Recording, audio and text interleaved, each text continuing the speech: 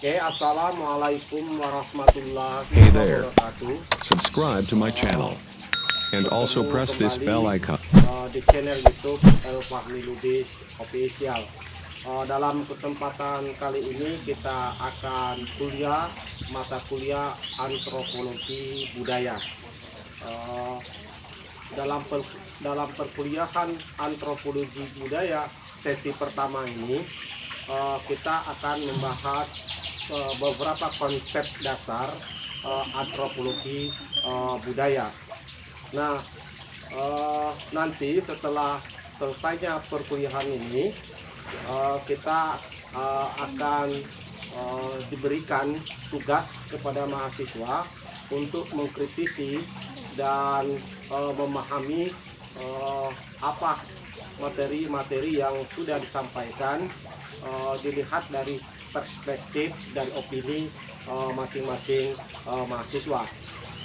Next, kita mulai sekarang. Pertanyaan yang pertama, apa itu antropologi?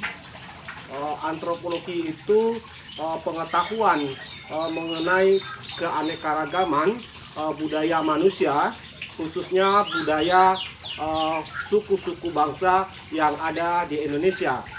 Lalu antropologi juga bertujuan bagaimana kita bisa memahami makna yang terkandung dalam kebinekaan masyarakat Indonesia.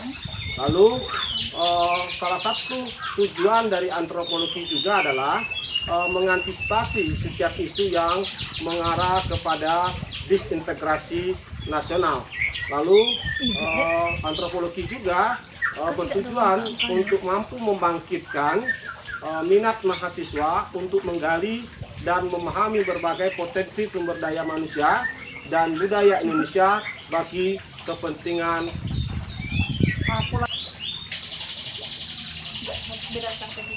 Oke, sekarang kita mencoba untuk membahas tentang ruang lingkup kajian antropologi.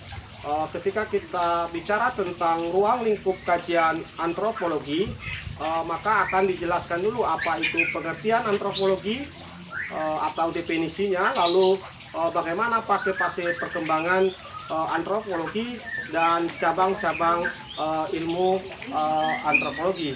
Nah, sekarang kita masuk pada bagian apa itu pengertian antropologi.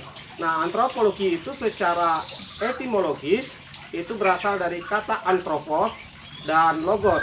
Anthropos itu artinya manusia, sementara logos itu adalah ilmu. Dengan demikian, jika dilihat dari pengertian etimologis antropologi, maka dapat kita simpulkan yang dimaksud dengan antropologi itu adalah ilmu yang mempelajari manusia. Nah, pertanyaannya sekarang, apanya yang dipelajari dari manusia itu? Nah, dalam konteks ini antropologi lebih memusatkan perhatiannya pada perkembangan sosial budaya dari masyarakat itu sendiri.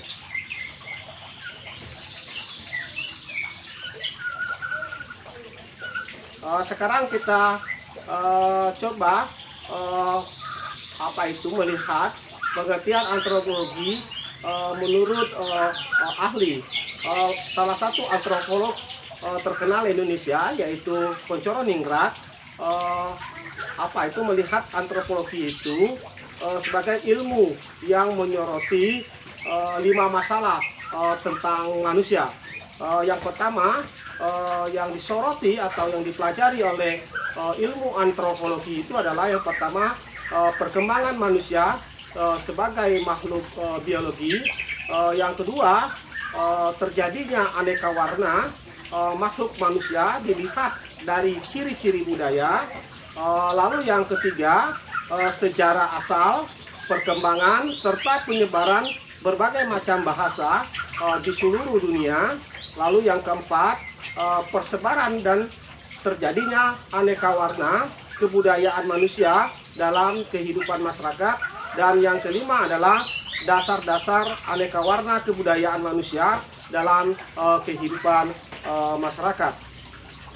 Lalu masih menurut Koncoroningrat, ada beberapa fase-fase perkembangan antropologi itu sendiri.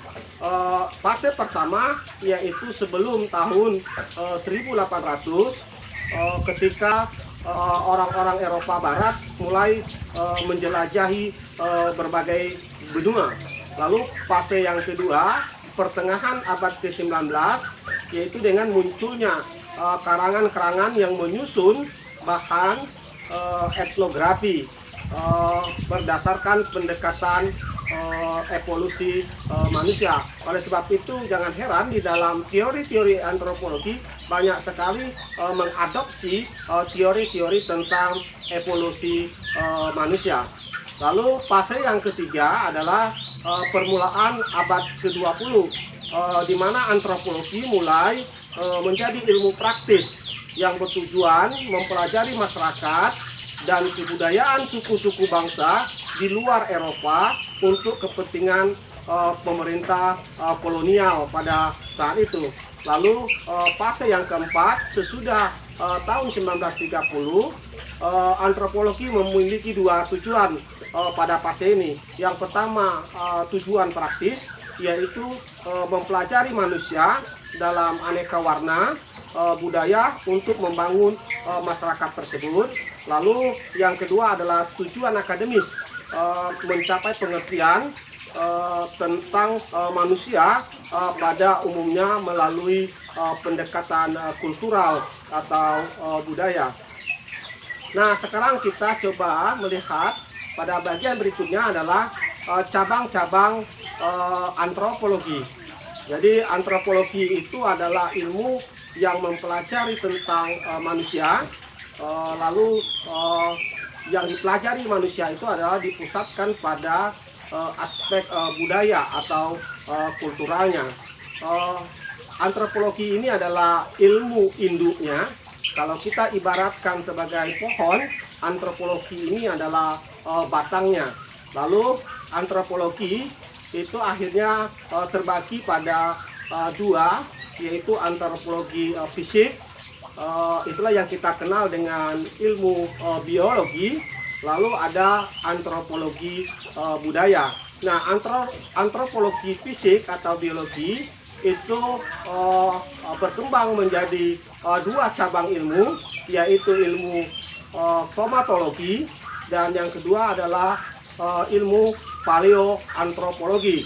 Lalu antropologi budaya sendiri memecah atau bercabang menjadi beberapa ilmu, diantaranya adalah prehistory, lalu ilmu etnolinguistik, lalu ilmu etnologi, lalu ilmu etnopsikologi, lalu ilmu antropologi spesialisasi, lalu antropologi terapan, dan yang terakhir adalah arkeologi. Nah, untuk ilmu etnologi sebagai bagian dari cabang ilmu antropologi budaya itu terbagi dari dua. Yang pertama adalah descriptive integration atau yang disebut dengan etnografi. Yang kedua adalah generalizing approach atau antropologi sosial. Nah, sekarang apa itu ilmu somatologi? Nah, ilmu somatologi itu adalah ilmu yang mempelajari tentang terjadinya aneka ragam jenis manusia dipandang dari ciri-ciri fisik tubuhnya atau fenotip maupun yang tidak tampak atau yang disebut dengan genotip. Lalu apa itu yang dimaksud dengan ilmu paleoantropologi? Yaitu sebuah ilmu yang mengkaji tentang asal-usul terjadinya manusia dengan menggunakan fosil yang telah membatu sebagai objek kajiannya. Lalu menurut Harsoyo, membagi antropologi fisik itu menjadi 6 cabang yang lebih khusus. Yang pertama adalah paleoantropologi primat, yang kedua adalah antropologi rasial, lalu berkembang menjadi evolusi manusia, lalu antropometri, lalu studi perbandingan tentang pertumbuhan organik, dan berkembang menjadi antropologi konstitusional.